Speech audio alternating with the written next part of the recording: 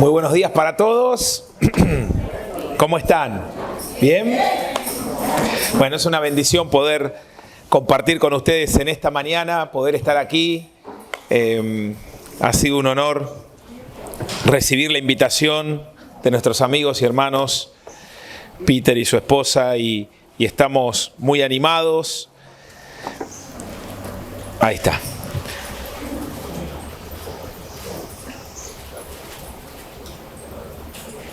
Así que vamos a compartir en esta mañana un lindo tiempo con la palabra y bueno, compartirles un poquito también acerca de nosotros como familia.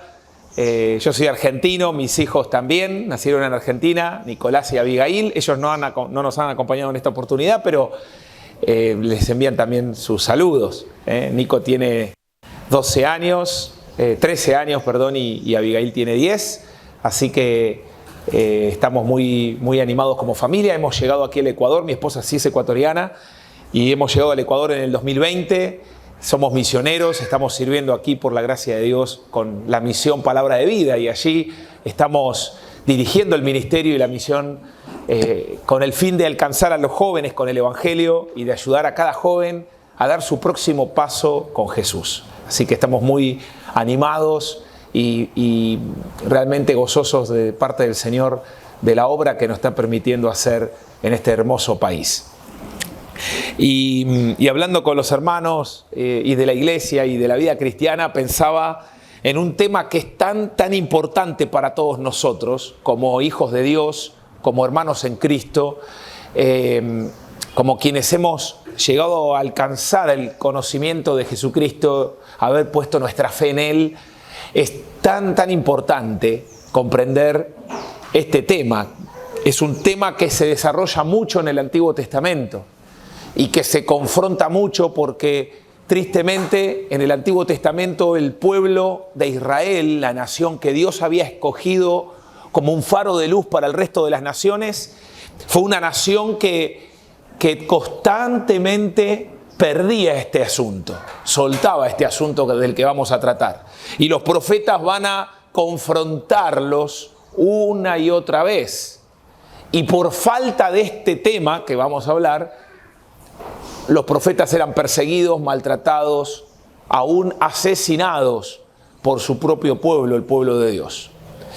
Entonces, es tan importante este tema porque hace la diferencia entre vivir una vida de santidad y de obediencia, una vida de entrega al Señor y decir: Señor, tú eres mi Dios, tú eres mi Señor, yo te sigo. Pero nadie te sigue, no importa, yo te sigo. Pero nadie vive de esta manera, no importa, yo vivo de esta manera, porque el tema que une todo esto es el temor de Dios. El temor de Dios. Cuando alguien pierde el temor de Dios, está a merced del pecado, de sus pasiones, de sus deseos. Cuando alguien pierde el temor de Dios o no tiene temor de Dios delante de sus ojos, va a caminar en caminos peligrosos. La Biblia lo llama necio, la Biblia lo llama insensato. Quien no tiene temor de Dios realmente va a sufrir también las tremendas consecuencias de sus malos caminos, ¿no? Entonces, es tan importante el temor de Dios. Ahora, el Nuevo Testamento también tiene mucho que decir sobre el temor de Dios. Y sobre el amor a Dios aún más.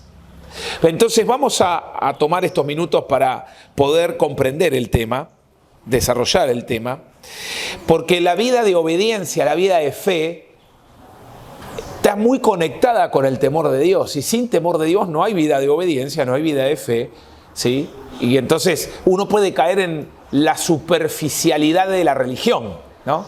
Obedezco, cumplo porque obtengo un beneficio de Dios. De ahí que muchas veces escuchamos a alguna persona decir: pero ¿cómo puede ser que me pasa esto? Si yo hago todo lo que Dios quiere, voy a la iglesia, doy mis diezmos, mis ofrendas, ayudo a los demás, ¿por qué me pasa esto? Bueno, no ha entendido que la vida cristiana no es una vida de Dios es un amuleto de buena suerte, yo cumplo, entonces Él cumple conmigo. Bueno, no funciona así. Si usted conoce a Dios de esa manera, no ha conocido a Dios. No ha nacido de nuevo en Cristo. No ha comprendido el Evangelio. ¿Sí? Porque está viviendo una religión y no una relación personal con el Creador, con Jesucristo mismo. Así que vamos a orar y vamos a meternos rápidamente en el tema. Querido Dios y Padre Celestial, en esta mañana venimos a ti, Señor, porque tu palabra es viva y eficaz y es más cortante que toda espada de doble filo. Y confiamos que ella va a partir nuestro corazón, nuestros pensamientos y va a discernir lo que está bien en mí de lo que está mal en mí. Y te pedimos, Señor, que así sea con cada uno de nosotros en esta mañana. Y poder irnos de este lugar entendiendo cuál es el próximo paso que tú estás pidiendo de mi vida. Damos gracias por este tiempo. Oramos en el nombre de Jesús. Amén. Muy bien, pero vemos ahí en 2 Corintios capítulo 7, el apóstol Pablo va a hablar del temor de Dios y va a decir lo siguiente. Dice: por tanto, amados, teniendo estas promesas, 2 Corintios capítulo 7, versículo 1, por tanto, amados, teniendo estas promesas, limpiémonos de toda inmundicia de la carne y del espíritu, perfeccionando la santidad en el temor de Dios. Perfeccionando, es decir, madurando, completando la santidad, una vida de santidad, una vida de pureza, en el temor de Dios. Y ahí menciona este concepto que ya viene desde el Antiguo Testamento. ¿Por qué? Porque crecer, madurar en la fe cristiana, en la santidad, vamos a explicar ahora, creo que han escuchado muchas veces hablar de la santificación, la santidad, pero es bueno repasar esto. Pero esto se crece, se desarrolla en una vida de temor de Dios. Entonces el temor de Dios, esa frase puede generar también cierta confusión en nosotros porque no es un término muy común para nosotros muchas veces, y temor habla de miedo. Entonces uno empieza, pero ¿cómo le tengo que tener miedo a Dios? Pero está bien tenerle miedo a Dios. Y entonces algunos definen esto de una manera, otros de otra. Bueno, vamos al estudiar la palabra a entender realmente lo que significa esto, porque tiene un significado muy rico, ¿sí?, para nosotros hoy. Así que perfeccionando la santidad, es decir, creciendo, madurando en santidad, es una responsabilidad personal. La santificación es una obra del Espíritu Santo, de que va produciendo en el creyente madurez espiritual, va produciendo en el creyente el ponerme aparte para vivir para Dios. Me va haciendo más parecido a Cristo, en otras palabras. Pero eso tiene que ver con la posición que tengo en Cristo. Pero en mi práctica diaria, que tiene que ver con mi responsabilidad ante Dios, si uno no define bien el concepto de santidad y santificación, podés caer en el error, y yo puedo caer en el error, de que cuando hago algo malo, Señor, ayúdame a hacer lo bueno. Está bien eso, pero vos sos responsable, yo soy responsable de haber hecho lo malo. No es culpa del Espíritu Santo que no hizo bien su trabajo de santificación. Es mi responsabilidad de obedecer y de seguir su camino. Por eso soy juzgado, por eso el Señor me tiene que disciplinar. Si no, sería injusto que me discipline por algo que Él no está haciendo bien en mí. No, Él está haciendo bien la obra en mí. El problema es que yo no estoy siguiendo su camino, que yo tomo la decisión incorrecta. Entonces me tengo que hacer cargo. Vivimos en un mundo hoy donde somos tan frágiles, somos tan sensibles. Si un hermano le dice algo al otro, o si el pastor le corrige en algo, ¡ay, me ofendió! Qué sensible que somos, ¿viste? No se te puede corregir, no se me puede corregir. Enseguida nos molesta, ¿por qué se mete en mi vida? ¿Y sabe qué pasa? Cuando usted está tan hipersensible, está viviendo como este mundo. Porque eso es característica de la carne. No se me puede decir nada. Siempre tengo una razón o una explicación para mis errores. No asumo que estoy equivocado. Y entonces me molesta que alguien me lo marque. Esas son características de quien no teme a Dios. Entonces, ¿qué es el temor a Dios? Una vida de obediencia. Una persona enseñable que cuando la palabra de Dios le corrige, quiere cambiar. Una persona enseñable que cuando otro le corrige, escucha con atención, agradece el consejo, pide perdón si tiene que pedir perdón porque ha afectado a alguien y entonces evalúa esto para no volverlo a hacer. Esas son características de quien teme a Dios. Entonces hay que definir qué es temor de Dios. Bueno, el temor de Dios es la actitud de ser consciente de quién es Dios y quién soy yo. ¿Quién es Dios? El Eterno, el Todopoderoso, el Santo, el Dios soberano, el Creador del universo, el Omnipotente, el Omnisciente, el que lo sabe todo. ¿Y yo quién soy? Y a medida que conozco más de Él, más tomo conciencia de que yo soy un granito de arena en medio de un vasto universo inmenso y que realmente no valgo nada. Soy insignificante. Entonces, cuando estudias la palabra de Dios y al Dios de la palabra, el temor a Él crece porque soy consciente de quién es Dios. Y cuanto más consciente soy de Dios, más consciente soy de lo pequeño que soy yo. ¿Cómo me voy a ofender que alguien me corrija? Si me equivoco todo el tiempo.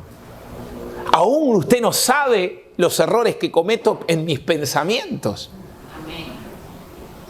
Pero usted puede ver qué pienso mal cuando. Y cuando actúo mal. Porque si actúo mal, esa actuación mala nació de un pensamiento equivocado. Usted no puede actuar mal pensando bien, a menos que haya ignorancia. ¿Cómo? Claro, hice algo que a usted no le gustaba, pero yo no sabía que a usted no le gustaba. Esto pasa mucho cuando somos de otra cultura. Yo soy argentino, le digo algo que a mi entender está correcto, pero la manera en que se lo digo a usted le molesta o le ofende porque en su cultura no se dice de esa manera esa expresión. Entonces a usted le puede ofender. Usted me dice, mire hermano, está bien lo que me dijo, pero me lo dijo de una manera grosera. Acá es grosero hablar así. Uy, entonces yo digo, no sabía eso. Entonces me retracto, pido perdón. ¿Me equivoqué? Sí, me equivoqué. ¿Lo hice a propósito? No, no sabía que eso estaba mal. Porque hay diferencia cultural. No estoy pecando contra Dios por haberlo hecho en ignorancia, pero estoy pecando si al saber que eso no se hace, lo sigo haciendo. Ah, pero yo soy así, yo soy argentino. Yo no voy a cambiar. Bueno, ahí ya pequé. Ahí no tengo temor de Dios, porque si tengo temor de Dios, le quiero agradar a Dios. Y agradar a Dios es poder conversar con usted sin ofenderle. Entonces, tengo que hacer cambios y ajustes. Cuando uno está sensible a la palabra de Dios y al temor de Dios, es enseñable, puede escuchar la corrección sin ofenderse. Puede escuchar a otro decir algo y está bien. Si esto está mal, está mal. Quien no tiene temor de Dios se defiende, se enoja, le molesta que se metan en su vida. ¿Pero por qué pasa esto? Bueno, porque el temor de Dios hay que definirlo como la Biblia lo define. Las palabras que utiliza la Biblia, no voy a entrar en terminología griega, hebrea, ni nada por el estilo, pero realmente las palabras que utilizan en el Antiguo Testamento y en el Nuevo Testamento se traducen como miedo. Temor, la palabra temor es miedo. Y vos decís, bueno, pero ¿cómo? Entonces hay que tenerle miedo a Dios. Bueno, algunos teólogos van a tomar estas palabras y van a decir, bueno, el temor de Dios es respeto reverente. No estoy en desacuerdo con eso, es correcto, pero ¿qué es respeto reverente? Bueno, el Espíritu Santo inspiró a los escritores humanos a poner la palabra miedo, porque el miedo no necesariamente es malo. Y le voy a dar un simple ejemplo. Usted, tanto como yo, utilizamos la energía eléctrica, ¿no? Tal es así que sin pensarlo tenemos un equipo de energía eléctrica funcionando con energía eléctrica en este momento, está encendido, ¿sí? Y lo tenemos en el bolsillo, pegado a nuestro cuerpo, ¿sí? Pero no nos electrocutamos por tener un aparato electrónico funcionando con energía eléctrica. Ni tenemos temor de eso, no nos da miedo eso. ¿Por qué? Porque somos conscientes de cómo funciona. Ahora, si yo tomo unos cables de por acá, a ver, agarramos unos cables de por acá, ¿no? Esto no tiene corriente, no hace nada. No sabía que sí es. Pero si yo tomara los cables que salen del tomacorriente y se lo acerco a usted, a ver, ahí a la hermana que habló, a ver, toque los cables pelados, toque los cables pelados. No va a querer tocar. De hecho, va a asustarse. ¿Por qué? Porque tenemos miedo del peligro que provoca la corriente mal utilizada. Eso es utilizar mal la corriente. Y quien conoce de la corriente dice, no, así no se usa. Es peligroso, podés matar a una persona. Es muy peligrosa la corriente fuera de control o usándola mal. Pero nadie tiene miedo de ir al interruptor y prender una luz.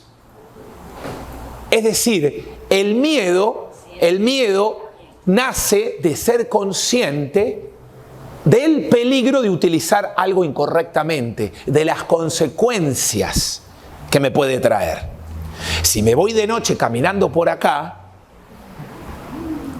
te viola. Si no soy consciente, voy a ir lo más feliz escuchando mis iPods, música cristiana, así, hasta que me encuentre con la realidad del barrio.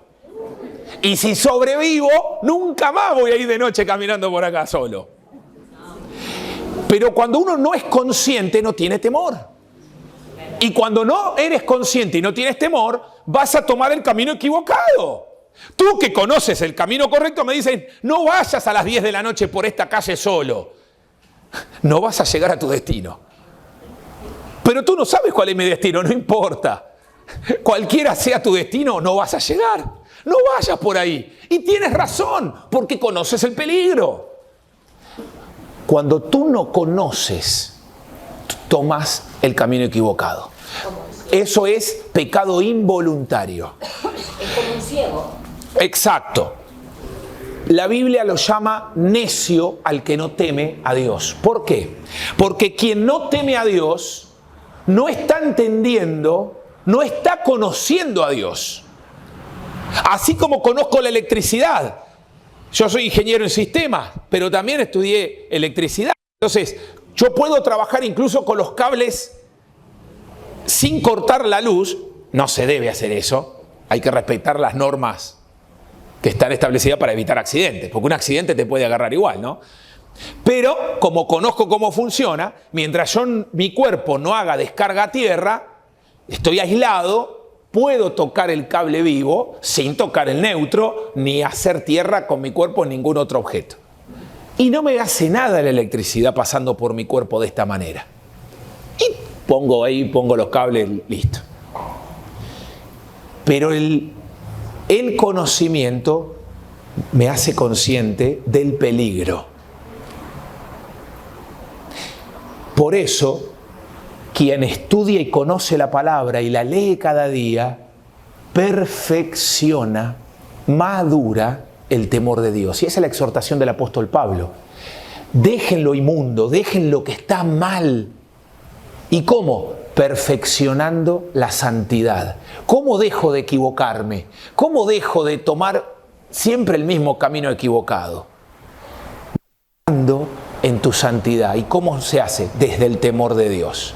Es decir, que tengo que empezar a conocer a Dios en profundidad. Tengo que leer la palabra y prestar atención a lo que me enseña.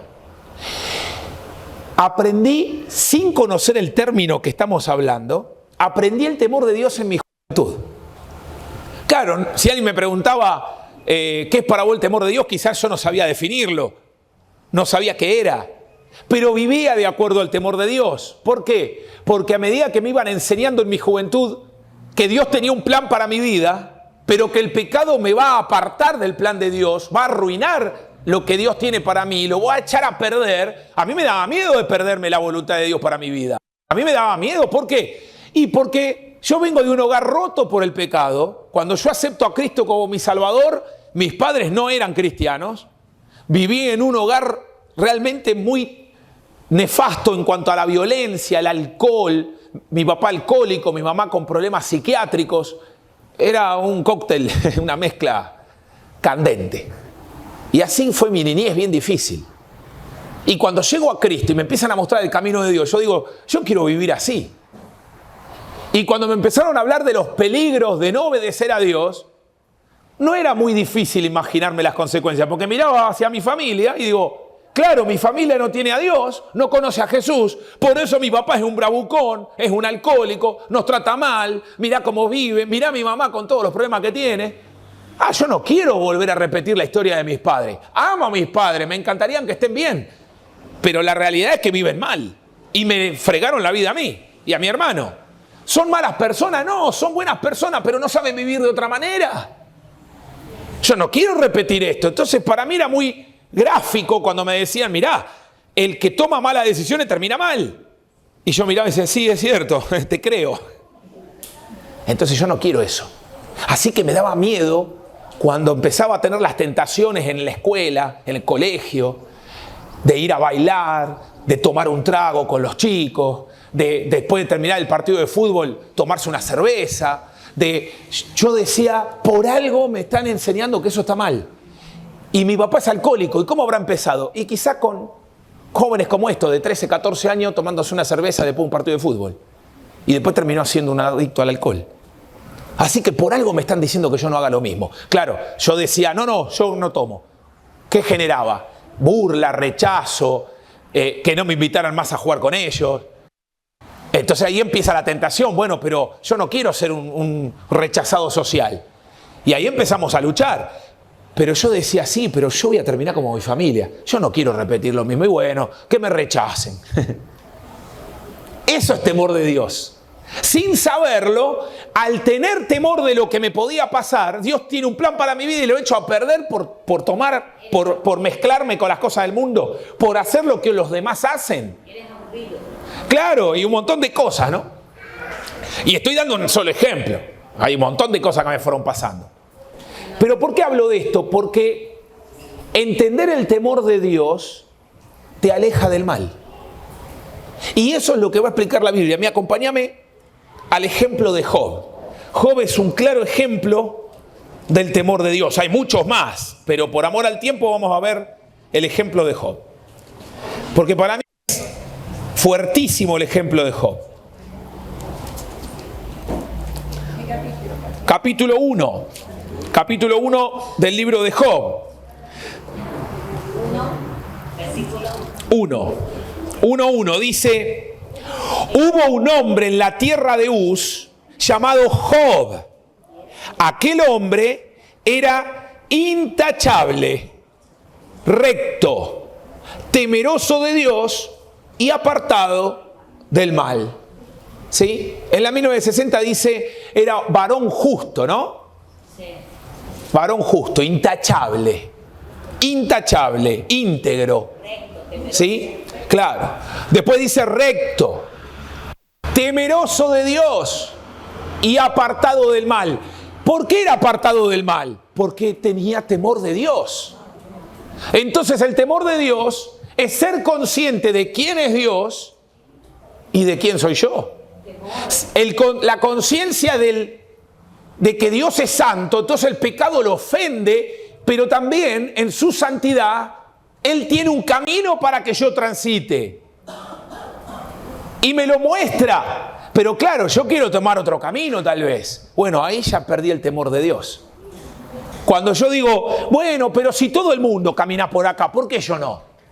Pero si todos, a ver, ¿qué compañero de trabajo no es un adúltero que tiene una aventura sexual con otra chica? ¿Y por qué yo no puedo hacer eso? Y si el divorcio es moneda corriente hoy, ¿cuál es el problema? Si yo no me funciona el matrimonio, me divorcio. Y quedó embarazada mi hija, pero es muy chica. No, vamos a la clínica y que aborte. ¿Por qué? Pero si todos hacen eso, todos van por este camino, ¿por qué yo no? Ah, en la iglesia son muy fanáticos. Pastor Peter, usted es muy fanático de Jesús. Entonces yo no, yo quiero seguir este camino. Bueno, quien no tiene temor de Dios va a criticar el camino de Dios, va a criticar a aquellos que van por el camino de Dios y él va a tomar el camino incorrecto. Pero el problema, el necio que toma este camino, porque la Biblia lo describe así en Proverbios capítulo 1, versículo 7, ahora lo vamos a ver, es necio porque está negando la verdad de Dios por una mentira. Nadie toma un camino para perderse o que le vaya mal. De hecho, nadie toma el camino que yo le dije recién, váyase por acá a las 10 de la noche, y no, ninguno lo va a hacer. Porque nadie quiere terminar mal. Nadie quiere correr el riesgo de que lo roben o lo maten. O lo secuestren. Entonces, ¿vos por qué haces eso? Y por una simple lógica de autopreservación, de autocuidado. Yo no quiero terminar mal. Entonces, ¿por qué tomas este camino? Porque yo veo que los demás no terminan mal. Mira, esta chica abortó y sigue con su vida. Mira, este matrimonio se rompió y siguen con su vida. Se volvieron a casar. Mirá esto. Entonces, como vemos resultados medianamente aceptables, entonces como que decimos, che, no es tan malo este camino. Ah, son todos fanáticos ustedes. No, yo voy a agarrar este camino. Pero no estás midiendo que jamás el diablo y el mundo te van a mostrar los verdaderos resultados de tomar un mal camino. Hemos tratado en Palabra de Vida infinidad de casos en Argentina y acá también, de chicas que han abortado. Y en la charla, en la confidencia de la consejería, la depresión, la amargura, el deseo de morirse, le provoca a una chica que ha matado a su hijo y que no se puede borrar. Yo tengo un hermano muerto por el aborto. Mi mamá a los 18 años quedó embarazada de mi papá y todavía no se habían casado. Y mi abuelita agarró a mi mamá y la llevó a abortar porque era una vergüenza que en el barrio la vean con la panza. Mi mamá ya tenía ciertos problemas psiquiátricos, pero eso la agravó más. Mi mamá hoy tiene casi 70 años y todavía recuerda el trauma de sentir cómo estaban destruyendo a su bebé dentro de su vientre. Estamos hablando del año 73, 72. O sea, el aborto no es algo de ahora, ¿eh? Siempre. Y no es algo de los 70. Toda la vida existió esto. Siempre. Siempre. Pero el trauma de haber asesinado a alguien no se borra. Por más que te hayan dicho la mentira y vos creíste la mentira, no, es un manojo de células. ¿Y entonces por qué me siento mal de desecharme un manojo de células? ¿Por qué me trauma la vida? ¿Por qué me caigo en depresión y en amargura y no me puedo levantar de ahí? Si es un manojo de células no tendría que provocarme nada, es como sacarme un quiste. Me opero de un quiste y no me siento mal por sacarme un quiste. A mí me dijeron que un embarazo en ese estado es un quiste. Sin embargo, caigo en depresión, en amargura, en intento de suicidio, me empiezo a tomar pastillas. ¿Por qué? Si supuestamente es inofensivo y no pasa nada. ¿Ves que creíste la mentira? El divorcio. Pero la Biblia dice, a Jesús se lo dice que era religioso. Bueno, pero Jesús, Moisés nos dio permiso de divorciar, para el carro a todo y le dice, momento. Es verdad que Moisés les permitió divorciarse, pero lo permitió por la dureza del corazón de todos ustedes. Porque nunca fue el diseño de Dios el divorcio. Entonces, no es un permiso de la voluntad de Dios. De hecho, después en Malaquías Dios reclama a la nación de Israel el hecho de que estaban rompiendo el pacto con Dios cuando se divorcian. Y vos decís, ¿pero por qué Dios reclama eso? Porque el matrimonio es un pacto de 3. Perdón. Pero quien ha perdido el temor de Dios, lo justifica. El tema acá no es si a mí me parece bien o mal el divorcio. Yo soy un cero a la izquierda, no valgo nada en la opinión. ¿Entiende lo que estoy diciendo? El divorcio o el aborto o cualquier otra actitud humana que va en contra de la palabra, la verdad que lo que yo opine no tiene ningún valor. Porque que yo opine bueno o malo, la verdad que no cambia la realidad de lo que le produce a Dios la desobediencia. Porque estás pecando contra Él, no contra mí. Y además, yo no soy tu juez. Dios no me puso como juez y a ti tampoco te puso como juez sobre mí. Así que tu opinión o mi opinión sobre los temas que Dios dice, la verdad que no tiene ningún valor. No importa lo que yo opine. Sigue estando mal. Porque Dios es el que lo determina, no yo. Entonces, a medida que vamos estudiando el temor de Dios, mirá lo que dice, que este hombre era intachable y recto. ¿Por qué? Porque era temeroso de Dios y apartado del mal. Job agradó a Dios al punto de que cuando Satanás viene a hablarle de la humanidad, Dios le dice, ¿no consideraste a mi siervo Job? Él es un hombre íntegro, recto, temeroso de Dios y apartado del mal. Y Satanás le dice, claro, pero ¿acaso Job es así gratuitamente? Sacale lo que tiene y vamos a ver si Job sigue siendo ese hombre tan bueno contigo. Él es así contigo porque tú le diste todo. Y Dios le dice, bueno, podés tocar todo lo que tiene. Lo único que no puedes tocar es su vida. Y Job llega a perderlo todo. Sus riquezas, su casa, sus hijos. 10 hijos murieron en un solo día. Lo robaron. Lo dejaron sin nada. Y a los pocos días también se quedó sin salud. Lo único que Dios le preservó fue la esposa y su vida. Y qué bendición la esposa. A veces castigamos a la esposa, ¿no? Y decimos, mirá qué mujer impía. Porque ella le dice, ¿por qué no maldecís a Dios y te morís, Job? Y vos decís, mirá, pobre Job, encima la mujer. Pero ¿sabés qué pasa? Ponete en los zapatos honestamente de esa mujer. Que murieron, la mujer que hayan perdido el ganado, que hayan perdido las cosas materiales, le importaba un pepino. La mujer había perdido 10 hijos de sus entrañas, que había parido como Dios manda. Y de repente ya los hijos no estaban más. ¿Y sabés qué era maldecir a Dios? Era suicidarse. No vivamos más. ¿Para qué queremos vivir así? Estaba en una profunda depresión esa mujer. Y nosotros enseguida, pobre Job, mirá la mujer que le tocó. ¿Y vos qué hubieras hecho siendo la mujer de él? ¿Vos sos mejor que ella? ¿Estás segura? Yo no sé si fuera Job, ¿cómo actuaría? ¿Vos cómo actuarías? Es muy fácil criticar desde la silla. Pero si tenés temor de Dios, empezás a valorar que Dios no me saca nada. Pero Él tiene el derecho de hacerlo.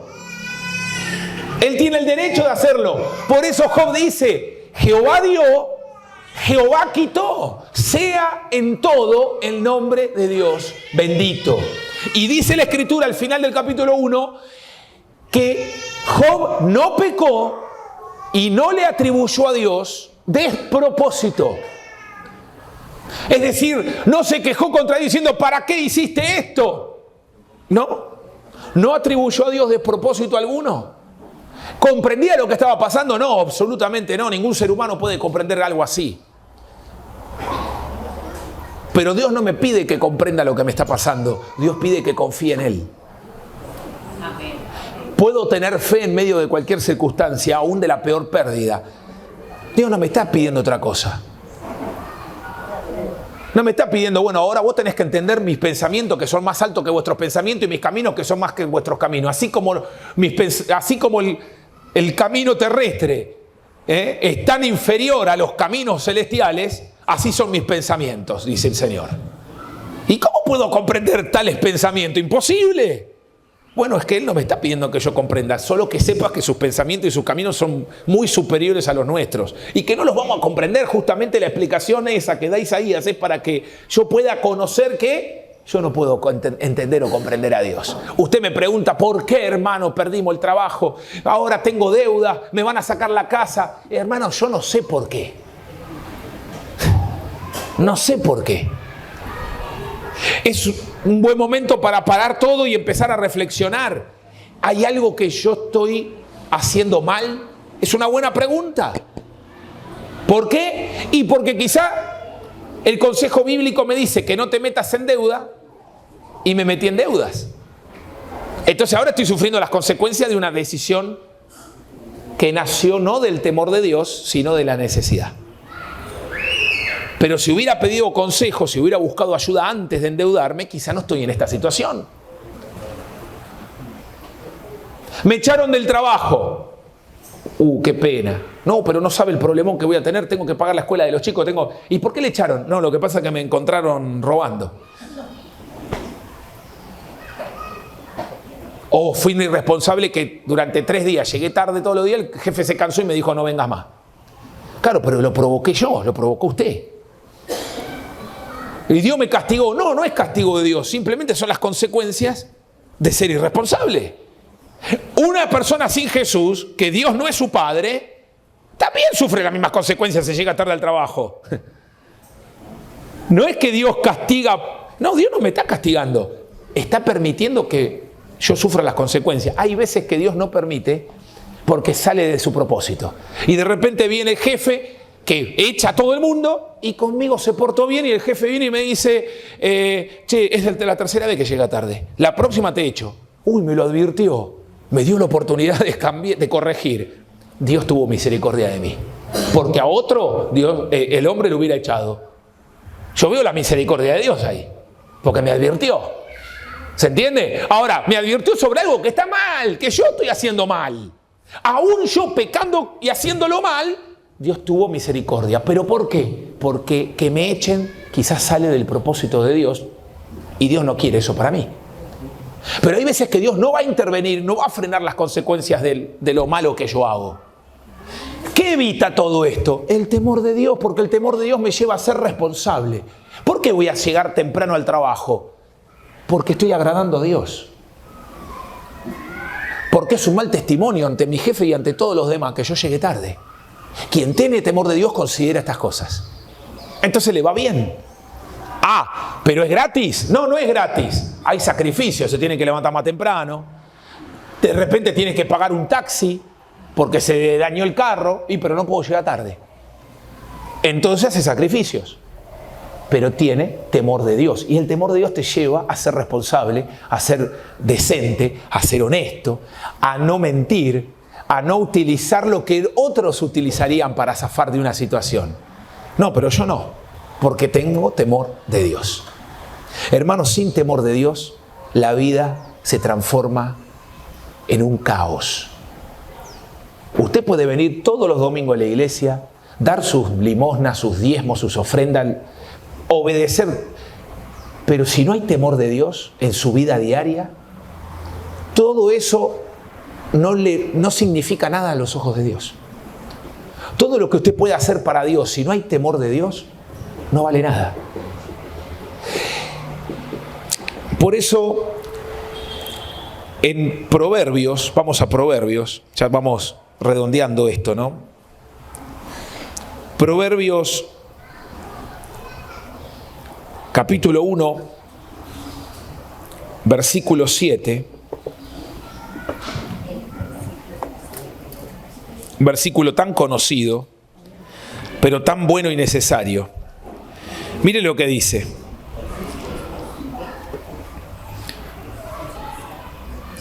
Proverbios capítulo 1, versículo 7, dice, el temor de Jehová es el principio de la sabiduría.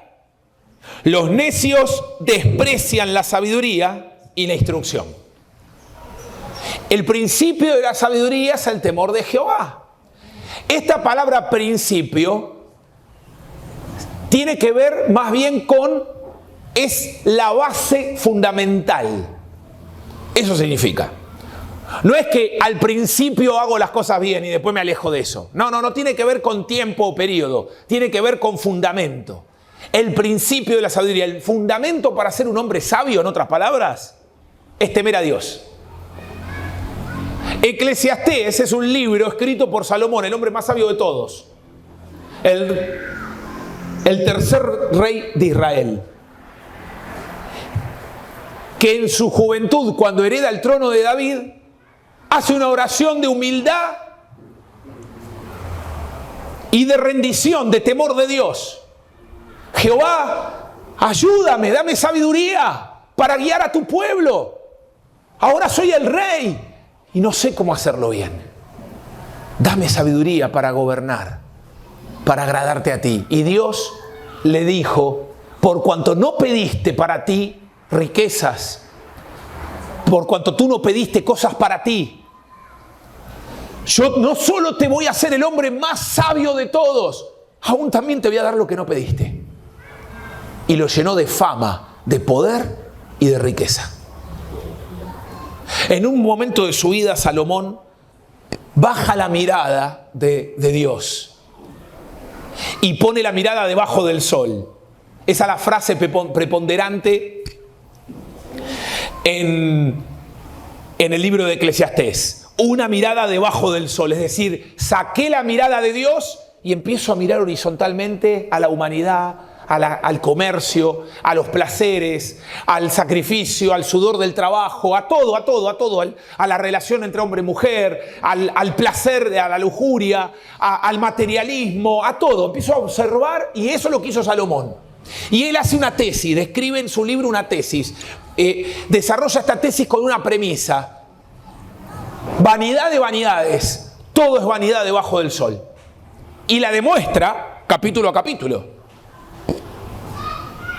Es decir, vanidad de vanidades es una expresión de desdén, de depresiva, negativa, de decir, no vale la pena vivir. Trabajás, te esforzás, te llenás de dinero, ¿y para qué si después te morís y todo el sacrificio que hiciste le quedó a otro? ¿Ves? Es una mirada nefasta de la vida. Porque cuando Dios no está en la vida, todo, aún los resultados buenos, terminan sin sentido, no llenan la vida. Yo me acuerdo de uno de los mejores jugadores del mundo, Diego Armando Maradona, argentino, que en el finales de los 60, principios de los 70, un periodista le hace una entrevista a un chiquito en una villa miseria donde la cancha de fútbol era de tierra, de barro, y las casas no tenían calles, y el barrio muy carenciado, muy pobre. Y estaban hablando de un chico que jugaba al fútbol, tenía magia en los pies. Entonces le hacen una entrevista y este chiquito, Diego Armando Maradona, en ese momento, le preguntan, ¿con qué soñás, pibe? Y le ponen el micrófono y Diego, con 13 años, 12 años, dice, yo sueño con jugar en Boca Juniors, que es uno de los más grandes clubes de Argentina.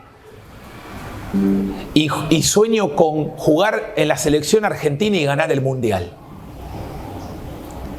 Pasaron los años, se convirtió en el mejor jugador de ese momento en el mundo. Llegó a ganar la Copa del Mundo con Argentina, lo había logrado todo, había jugado en Boca Juniors, había jugado en Europa, jugó con la selección argentina, ganó en el año 1986 la Copa del Mundo con Argentina. Lo logró todo. En el año 94, jugando el Mundial Estados Unidos en 1994, en medio del cuarto partido que Argentina estaba jugando, salió el antidoping positivo de Diego Armando Maradona. El tipo se estaba drogando. Quedó fuera de ese mundial. Y a partir de ahí que se descubre esto, la vida de Diego Armando Maradona fue cada vez de mal en peor. Se arruinó la vida este hombre. Se divorció, destruyó su familia, destruyó su salud, destruyó su vida. Pero si lo logró todo, es lo que dice Salomón en Eclesiastés. Cuando vos lo lográs todo sin Dios, la vida sigue con ese sabor insípido, sin sabor. Logro todo y sigo sintiéndome vacío. Porque sin Dios, la vida del hombre no vale nada. Amén. Déjame decirte que cuando Salomón termina su libro, Eclesiastés capítulo 12, al final, él dice: el fin de todo el discurso oído es este: teme a Dios. Teme a Dios. Y entonces obedece sus mandamientos. ¿Y por qué obedece sus mandamientos? Porque temo a Dios. Si no hay temor de Dios, la obediencia va a ser una obediencia muy corta. Hoy salís de acá animado y vas a obedecer a Dios, y mañana ya empezás otra vez a hacer lo de antes. ¿Sabes qué te pasó? No tenés el fundamento sólido que es el temor de Dios. Lo estás haciendo en tus fuerzas. Entonces hoy estás animado y salís obedeciendo, y ya mañana te duró poco la obediencia. Ya mañana volvés atrás. No hay temor de Dios. Por eso Salomón dice: teme a Dios y obedece sus mandamientos. ¿Por qué? Porque esto es el todo del hombre. ¿Eso es todo? Eso es todo. No, pero dame la clave de la vida, Salomón, dejate en broma, sos el hombre más sabio de todo. ¿Escribiste todo un libro para decirme eso? Sí. Pero debe haber otra receta. No. ¿Querés tener éxito en la vida? ¿Querés vivir bien? Teme a Dios y obedécele. Eso es todo. Y el todo del ser humano. No hay otra receta. No hay otra clave. Esa es la clave. Tener a Dios en mi primer lugar en mi vida. Temerle. Entonces el temor de Dios me hace pensar dos veces si voy a hacer esto o aquello. Me va a hacer sensible. ¿Sabes qué? Déjame hacerte una pregunta. Puedes responder o no. O puedes levantar la mano, a ver. ¿Amás a Dios? Aunque sea un poquito. Aunque sea un poquito, ¿amás a Dios? ¿Podés levantar tu mano? Yo amo a Dios también. ¿Temés a Dios? ¿Sos consciente de que Dios está en tu vida? Mantené tu mano arriba. Y si no la levantaste antes, levántala ahora. Baja tu mano. Si temés a Dios, evaluemos con algunas preguntas. Ahora no responda. A mí. Responde adentro.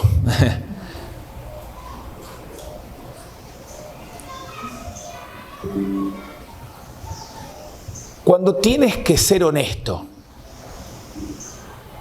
y la verdad que nadie se va a dar cuenta si no lo soy. ¿Sos honesto? No me respondas, respondételo dentro tuyo. Recordá esta semana si hubo una situación en tu vida donde pudiste haber sido honesto y no te convenía porque te iba a traer problemas.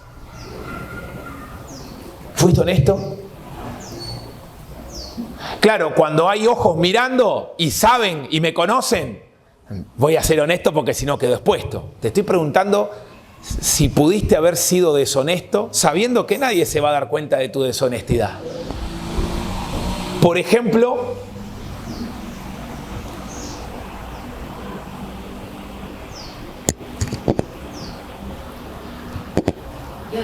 porque estás cerrando tal vez un negocio. ¿Sabés qué me pasa a mí acá? Que muchas veces le pregunto a alguien que estoy pagándole por un servicio, por algo, y le digo: mire, lo necesito por ahí a las 5 de la tarde. Sí, no se preocupe. Cuando ya me dicen así, yo ya me preocupé, porque me están mintiendo. Ya sé que me están mintiendo, porque es cultural de acá que te mientan para retener al cliente. Cuando un cliente te dice: ¿me lo puede tener para hoy a la tarde? Y tú, sin que siquiera sacar un pequeño cálculo, le dices sí, no sos honesto. Entonces no tenés temor de Dios. Quien tiene temor de Dios va a pensar antes de responder eso. Porque no le da igual ser honesto que no serlo. Quien tiene temor de Dios, no le importa si la cultura es que todos llegamos tarde porque es cultural llegar tarde. Llegar tarde es mentir. Porque si yo te digo a ti, ¿cómo te llamas? Darwin. Darwin, Emiliano, un gusto. ¿Cómo te va, Darwin? Darwin, vení un ratito, mirá. Yo quiero... Vení, acércate conmigo. Yo quiero arreglar contigo, Darwin, porque... ¿a qué te dedicas? Venta de productos naturales. Venta de productos naturales. Justo estoy buscando unas pastillas que son para las tiroides, porque yo tomo una que a veces cuando estoy con mucha tensión, esas pastillas son naturales y me hacen muy bien. Me la dio una turista. ¿A qué hora abres el negocio? ¿Hoy domingo abres? No, los domingos. ¿Hoy no? ¿Mañana? Sí. ¿A qué hora? 8:15. ¿8:15? ¿Yo puedo estar 8:15 en tu negocio mañana? Sí. ¿Estás seguro? Siempre llego tarde. ¿Sí? Bueno. Porque por lo general es a las 8, pero llego 8:15. Ok. Esa es la verdad. Muy bien, muy bien. Todo abre a las 8, ¿no? 8:15 no es un horario común. Pero él está siendo honesto. Es que sí, honesto. Es a las 8. Yo llego 8:15. Él me puede decir, sí, véngase a las 8. Entonces yo llego a las 8 y no abrió todavía. Yo me voy, yo no espero. Por eso siempre tengo problemas con la gente, porque lo estaba esperando. Ahora, ayer me llamó uno que le tengo que pagar algo. Y le dije, si vos querías cobrar, hubieras respetado la palabra. No, lo que pasa es que no pude llegar. ¿Y por qué no me mandó un mensaje?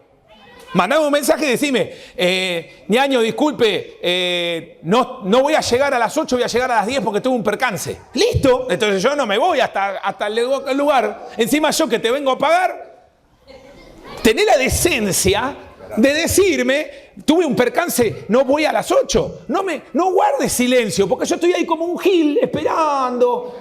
Claro, como mi tiempo es gratis, es libre, ¿no? No pasa nada. ¿A usted qué le importa si yo pierdo dinero o?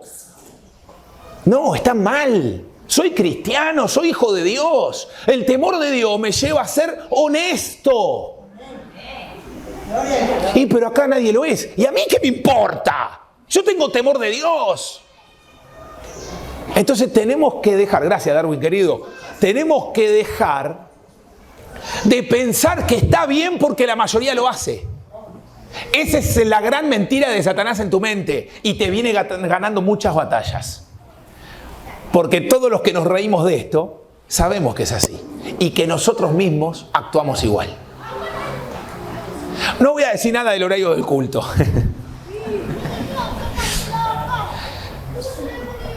Pero si nos ponemos de acuerdo que el culto es 10:30, usted dice, a mí el pastor nunca me preguntó. Bueno, ¿usted inició la iglesia con él? No. Y bueno, entonces, ¿por qué le tiene que preguntar a qué horario va a poner el culto?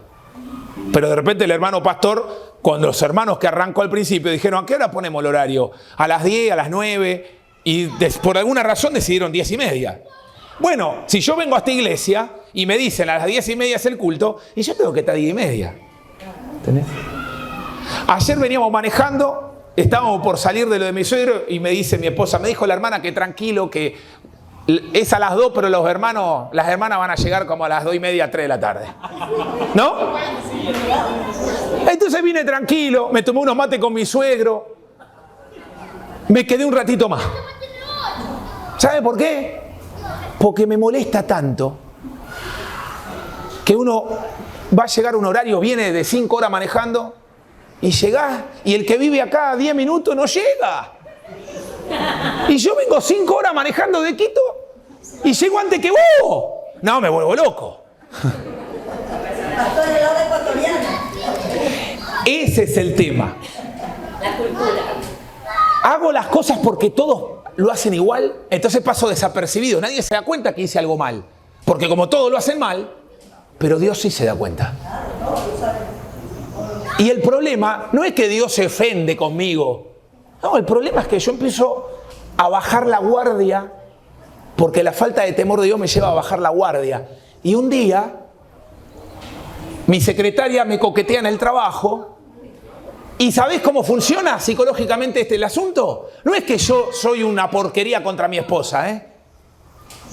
Pero como me da lo mismo llegar tarde, porque es culturalmente aceptable, como me da lo mismo no ser honesto y decirle a una persona, venga mañana a las 10, y yo son 10:30 y llego 10:30, y el tipo esperándome media hora, pobre.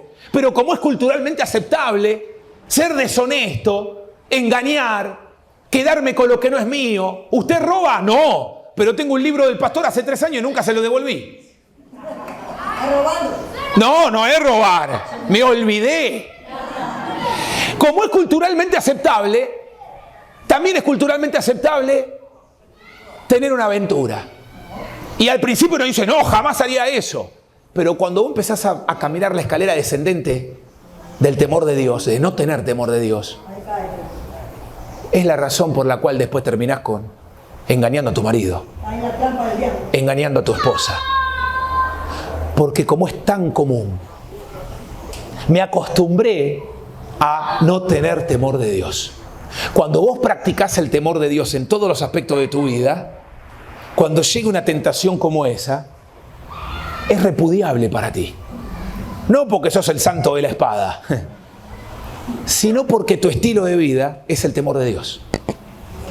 Hermanos, el diablo te vacuna contra el temor de Dios. Pero todo lo hacen, no pasa nada. Ya te aplicó la primera vacuna. Llegaste tarde. Bueno, pero hasta el pastor llegó tarde. Ya te aplicó la segunda vacuna. Y así, te va vacunando, te va vacunando. ¿Sabés que la vacuna no la de estos que te roban? La vacuna clínicamente sirve para desarrollar defensas contra un virus o una bacteria, un virus en realidad, que tu cuerpo no conoce cómo defenderse. Entonces, para salvarte la vida en el futuro, si ese virus entrara en tu organismo, desarrollan una vacuna con ese virus para que tu cuerpo aprenda a defenderse. Entonces te hace inmune al virus. El diablo utiliza la misma técnica, pero para inmunizarme de Dios. Entonces te inmuniza con la mentira y te hace creer que la mentira es la verdad. Y ahí destruye tu vida. ¿Cómo me libro de esto? Teme a Dios. Teme a Dios. Así que quien no teme a Dios, dice justo el mismo versículo que leímos, es un necio que no acepta la corrección. Característica de que no teme a Dios es una persona que, por ejemplo, el pastor o cualquier otro hermano que lo ve haciendo algo que no está bien, le corrige, le dice, hermano, no está bien esto que usted está haciendo. Si no temes a Dios, va a haber una reacción negativa. No te va a gustar lo que te está diciendo. Te va a molestar que te corrija. Bueno, eso es quien no teme a Dios. ¿Sabes? Hubo un hombre en la Biblia que temía a Dios y va a hablar con Jesús. Y termino con esto. Escucha bien. Este joven era un principal entre las autoridades fariseas de Israel. Era un líder religioso. Era un joven muy rico y aparece ante Jesús y le dice, maestro bueno, ¿qué haré para heredar la vida eterna? Todos nos vamos a morir. Yo no me quiero al infierno. ¿Qué debo hacer para heredar la vida eterna? Para ir al cielo, en otras palabras. Y Jesús le dice algunas cosas sobre lo bueno, pero no voy a entrar en ese detalle, porque quiero ir al punto. Bueno, tienes que obedecer, guardar todos los mandamientos. Amar a Dios, amar al prójimo, no robar, no hurtar, no cometer adulterio. Y este joven le dice, maestro, yo he obedecido todas estas cosas desde que soy un jovencito. Y Jesús le dijo, bien has dicho. Es decir, Jesús, que lo sabía todo, reconoce que este muchacho realmente estaba haciendo todo bien. Entonces le dice, solo te falta una cosa. Toma todas tus posesiones y tus riquezas, dásela a los pobres y entonces vení y sígueme. Y dice que este joven se alejó de Jesús muy triste porque era muy rico. Jesús dice a los discípulos que estaban con él, cuán difícil es que un rico entre en el reino de los cielos. Es más fácil que entre un camello por el ojo de una aguja a que un rico entre en el reino de Dios. Entonces, los discípulos hicieron una pregunta muy correcta, porque el problema no estaba en ser rico o ser pobre. El problema estaba en la actitud, no en las posesiones. Y los discípulos lo entienden y le dicen, pero maestro, ¿quién podrá ser salvo? No dice qué rico podrá ser salvo. Dicen, ¿quién podrá ser salvo? Si este hombre obedeció toda la ley, es piadoso, es temeroso de Dios. Fíjate, temeroso de Dios. Sin embargo, no puede entrar al reino de Dios. Porque aún un inconverso, una persona sin Jesús, puede tener temor de Dios porque lee la Biblia y dice, uy, esto está mal, esto está bien, esto no se hace. Yo conozco personas así que son re honestas y son muy temerosas de Dios por la religión que tienen. Sin embargo, no han nacido de nuevo en Cristo. ¿Sabés qué le dijo Jesús a estos discípulos? Le dijo, es verdad lo que ustedes dicen. Para los hombres, para todos, ricos o pobres, la salvación es imposible. Mas para Dios todo es posible. Porque la salvación es posible cuando Dios la hace. No la puedo alcanzar. Y quizás acá y decís, pero yo creo que soy una persona, yo no creo que merezco el infierno. Sin embargo, la Biblia dice, por cuanto todos pecamos y estamos destituidos de la gloria de Dios. Es decir, que no puedo entrar al cielo. Y no hay un tercer lugar como un limbo. Hay dos. La Biblia habla del cielo y del infierno y nada más. Entonces, si dice que todos hemos pecado y estamos destituidos de la gloria de Dios, entonces si no puedo entrar a la gloria de Dios, a la presencia de Dios, ¿a dónde me voy? Al infierno. Quizá usted dice, pero al infierno van personas que realmente se lo merecen. Yo no creo merecer el infierno porque trato de ser buena persona, trato de ser buen trabajador, buen estudiante, buena esposa, buen esposo, buen padre, buen hijo. Y eso está muy bien. El joven rico también cumplió con todo. Y cuando preguntó, ¿qué haré para heredar la vida eterna? Se encontró con algo que no podía lograr. ¿Sabes por qué Jesús le puso la vara tan alta? Porque lo que Jesús demostró es que por más que vos obedezcas todo y cumplas todo, no puedes resolver el problema que te separa de Dios. El problema que te separa de Dios no es tu conducta, no es tu carácter, no es tu personalidad o no son tus obras tampoco. El verdadero problema es el pecado. El pecado no lo podés resolver tú por ti mismo, ni yo. Tampoco una religión lo puede resolver. Ninguna religión. Mira, hay más de 3.000 religiones en el mundo. Todas dicen ser la verdadera. Jesucristo dijo, yo soy el camino, la verdad y la vida. Nadie puede ir al Padre si no es por mí. Pero todas las religiones hablan del Padre. Sí, pero ninguna te lleva a Él. ¿Es muy exclusivista? Sí, es muy exclusivista, claro. Por eso Jesús dijo, ancho es el camino y espacioso el que lleva a la perdición. ¿Por qué? Porque en ese camino van todos, los que están en la religión, los ateos. Es tan ancho que tiene que entrar todos. Todos van caminando por él. Pero el camino que se lleva a la salvación es un camino muy estrecho y la puerta es muy angosta. ¿Por qué? Porque es uno solo y hay una sola forma de salvarse: Jesucristo. Por eso Jesús dijo, yo soy el camino, la verdad y la vida. El camino, no dijo, miren, todos los caminos conducen a Dios, yo soy uno. No dijo eso, Él dijo, yo soy el camino. Él dijo, yo soy la verdad. Hoy en el mundo que vivimos hay tantas verdades. No se confunda. Jesús es la verdad, la única. Usted puede decir otra cosa si quiere, tiene toda la libertad de querer lo que usted quiera. Pero la verdad es una, y es Jesucristo. Usted me puede acusar de fanático, de loco, y está bien, acúseme lo que quiera. Pero la realidad no cambia por lo que usted diga o piense. La realidad sigue siendo la misma. Y Jesús dice, yo soy la vida, la única vida abundante. Fuera de mí, separado de mí, nada podés hacer.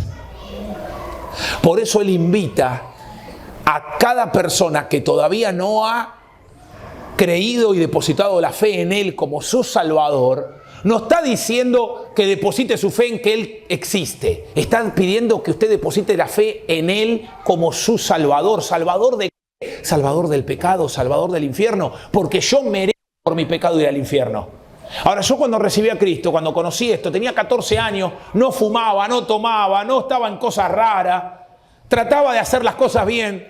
Y sin embargo, cuando me hablaron de pecado, una pregunta que me hicieron fue, ¿alguna vez mentís? A cada rato. Bueno, ya rompiste una ley de Dios. Romper la ley es ser un delincuente. Y un delincuente merece un veredicto. Tenés que pagar por el delito. Y la cárcel que está establecida para todos los hombres después de morir es el infierno. Y pero entonces todos van ahí, sí. Y pero entonces nadie se salva. No, eso no es verdad. Hay gente que se salva. Bueno, ¿qué tengo que hacer para ser como esa gente que se salva? No, es que no hay nada que vos puedas hacer. Pero ¿y entonces cómo es? Es que Jesús el que murió y cargó tu delito, tu pecado, tu maldad en la cruz del Calvario para que todo aquel que en Él cree no se pierda. Es decir, no vaya a la cárcel que es el infierno. Él tomó tu lugar. Y Él te está diciendo, recíbeme, acéptame como tu único y suficiente Salvador. Quien pone su fe en Cristo como Salvador y cree la obra que Él hizo en la cruz por tus pecados, es salvo. Es creer en lo que Jesús hizo por ti. Y es personal. Otro no puede tomar esta decisión por ti. Es personal. No importa lo que estés haciendo para Dios o lo que no estés haciendo para Dios. No tiene que ver con lo que tú hagas. Tiene que ver con poner tu confianza en la obra que Él hizo por ti. Por eso quiero terminar, porque este es el principio de tener temor de Dios. El correcto temor de Dios es nacer de nuevo en Cristo. Quien entendió esto fue Nicodemo en Juan capítulo 3. Él era un religioso también como el joven rico. Pero cuando habló con Jesús, Jesús le dijo, Nicodemo, si no naces de nuevo, no puedes entrar, no puedes ver el reino de Dios. Nicodemo no lo entendía, pero ¿cómo puede ser posible volver a nacer? Y Jesús le va a explicar que el nacimiento del que él estaba hablando no era el físico, sino el espiritual. Y en esta mañana te estamos invitando a que puedas comprender que Jesús pagó por ti para que lo aceptes como tu único y suficiente Salvador. Entonces vamos a orar. Vamos a cerrar los ojos y vamos a rogar al Señor en esta mañana. Y así con cada cabeza inclinada yo quiero invitarte. Si todavía no has aceptado a Jesús como tu Salvador personal, quizá un día hiciste una oración de fe, como se le llama, de que sí, yo hice una oración una vez, pero ¿entendiste realmente lo que le estabas pidiendo a Jesús? Quizá ahora estás entendiendo realmente lo que significa aceptar a Jesús. Y quiero invitarte a que lo hagas ahora, si ahora estás entendiendo verdaderamente. Y que le digas, puedes repetir conmigo, pero hacé tuya la oración, ¿eh? Concentrate, estás solo vos y Dios. Decile, Dios, yo reconozco que soy un pecador o una pecadora. Dile, Dios, te he fallado. Necesito tu perdón. Señor Jesús, tú pagaste en la cruz del Calvario por mis pecados. Señor Jesús, sálvame. Límpiame con tu sangre. Yo creo en ti. Sé mi Salvador. Te acepto en mi corazón como mi único y suficiente Salvador personal. Y así como estamos, nadie mirando, así como estamos con los ojos cerrados, me encantaría poder terminar orando por ti. Si en esta mañana entendiste verdaderamente que estabas sin Jesús que te está haciendo el infierno y dijiste, Señor, sálvame, y lo hiciste recién ahora conmigo, levanta tu mano. Quiero agradecer a Dios por ti. ¿Hay alguien así? Amén. Gloria a Dios. Amén. Gloria a Dios. ¿Quién más? ¿Alguien más? Aquí, amén. Amén. Amén. Amén. Amén. Amén. Oramos, querido Dios y Padre Celestial. En esta mañana venimos ante ti, Señor, agradecidos porque el Evangelio sigue teniendo poder. Poder para salvar, poder para rescatar. Gracias, Señor, porque en Cristo hay esperanza y vida eterna para todo aquel que cree. Gracias porque tu palabra nos enseña del temor de Dios para vivir una vida diferente, una vida de obediencia, una vida no de religión, no de cumplir, sino una relación viva, real, genuina contigo. Señor, tener temor de ti es ser consciente de que estás conmigo mirando todo, escuchando todo, mirando y observando aún hasta mis pensamientos. Y eso me lleva a adorarte, eso me lleva a vivir de una manera decente, honesta, correcta ante tus ojos. ¿Cuántas veces, Señor, fallamos, nos equivocamos? Pero ahí también está tu perdón, tu mano de misericordia para extenderla hacia nosotros que tropezamos muchas veces con el pecado. Pero no queremos que el pecado sea un estilo de vida.